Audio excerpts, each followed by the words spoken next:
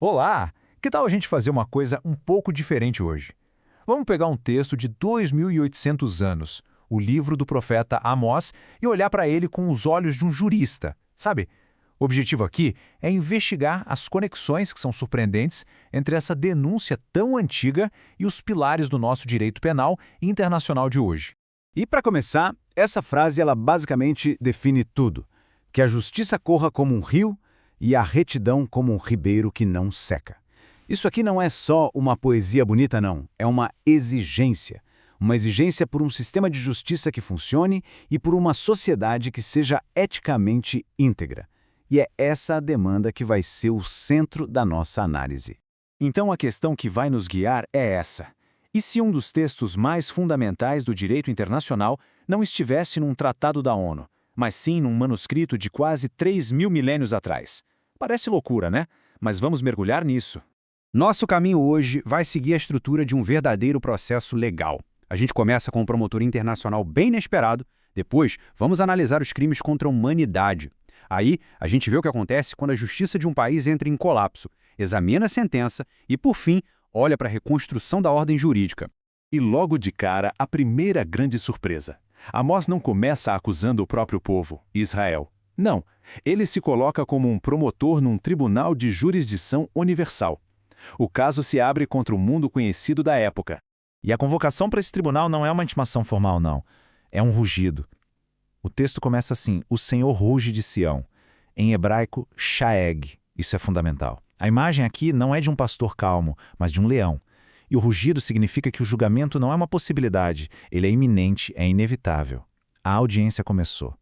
É agora que a análise jurídica fica realmente fascinante. Hoje, a gente usa o termo crimes contra a humanidade para atos que são tão brutais que ofendem a consciência do mundo todo. Pois é exatamente isso que Amós descreve. Ele não acusa as nações por suas religiões ou por não seguirem a lei de Israel, mas por violarem uma lei moral que ele vê como universal. E aqui está a lista de réus: Damasco, Gaza, Tiro, Edom, Amon. Um por um, eles são chamados para depor. E as acusações, como a gente vai ver, não são sobre disputas de fronteira. São crimes que chocam, que causam repulsa. Vamos dar uma olhada na primeira acusação. O primeiro crime? Crime de guerra. Damasco é acusada de debulhar Gileade com trilhos de ferro. A palavra hebraica para isso é charutz, que descreve uma ferramenta de agricultura para esmagar grãos. A metáfora é brutal. Eles não só venceram a guerra, eles pulverizaram uma população civil, uma violação clara do que hoje a gente chama de direito humanitário. O segundo crime, tráfico humano. Gaza e Tiro são condenadas por levar comunidades inteiras para o exílio, para o galute, e simplesmente vendê-las. O texto fala que isso quebrou uma aliança de irmãos, o que sugere que já existia um padrão de dignidade humana que deveria guiar a relação entre os povos. É a transformação de gente em mercadoria. Agora, o que é realmente incrível nesse slide é essa comparação direta. A ideia de condenar nações por crimes universais, isso é um precursor do Tribunal Penal Internacional. Aquela fórmula por 3 crimes e por 4 funciona como o nosso agravante da reincidência no direito penal. A punição por crueldade é um eco da nossa proibição à tortura. E o rugido de Sião é a força coercitiva da lei, o poder do Estado de impor justiça. O que a gente vê aqui não são só coincidências, é quase um rascunho de 2.800 anos atrás dos pilares do direito internacional moderno. Depois de julgar o mundo, a investigação de Amós se volta para casa, para a corrupção dentro dos tribunais de Israel. E o que ele encontra ali é um sistema em colapso total.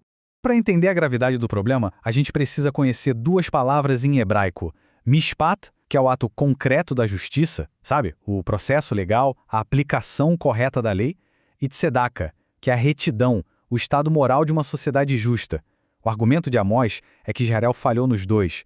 O processo estava corrompido e a base ética destruída. E aqui está a prova, a evidência da falência tanto do mishpat, o processo, quanto da tzedakar, a justiça em si. É uma acusação direta de suborno, da perversão do sistema judicial, onde a vida e os direitos de uma pessoa inocente valiam absolutamente nada. Vamos parar para pensar nisso um segundo. Um par de sandálias. Esse era o preço de uma vida, da liberdade de alguém. Isso não mostra só a corrupção, mas a desvalorização completa da dignidade humana. A justiça não estava só cega, ela tinha sido vendida a preço de banana.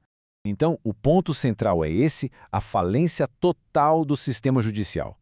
Para os pobres, para os vulneráveis, os tribunais, que deveriam ser o último refúgio, tinham virado só mais uma ferramenta de opressão nas mãos dos ricos e poderosos. Bom, com os crimes todos expostos, tanto os internacionais quanto os domésticos, a gente passa para a fase da sentença. Qual é o padrão usado para julgar e qual é o veredito que se torna inevitável? A metáfora jurídica que Amós usa aqui é a do anak, o fio de prumo. Sabe aquela ferramenta de construção para checar se uma parede está perfeitamente reta? Pois é, Deus coloca esse fio de prumo no meio de Israel e a conclusão é óbvia. A estrutura da sociedade está torta, moralmente desalinhada, estruturalmente comprometida. É como se fosse um controle de constitucionalidade divino. E esse julgamento não é arbitrário, não. Ele segue o que a gente poderia chamar de um devido processo legal divino. Primeiro, a vocatio, a convocação das partes. Segundo, a expositio, a apresentação clara dos fatos, dos crimes. E terceiro, a sentença, o veredito final sem direito a recurso. E qual é o veredito? Uma fome, mas não de pão nem de água, uma fome de ouvir as palavras do Senhor. A punição final é o silêncio divino. Para uma nação que se recusou a ouvir a lei, a ouvir os profetas, Deus simplesmente retira sua orientação legal e moral e deixa que ela vague na escuridão. E agora vamos para a última parte, reconstruindo a ordem jurídica. Porque, e isso é fundamental, o julgamento em Amós não é o fim da história. Ele é um caminho doloroso, sim, mas necessário para a restauração.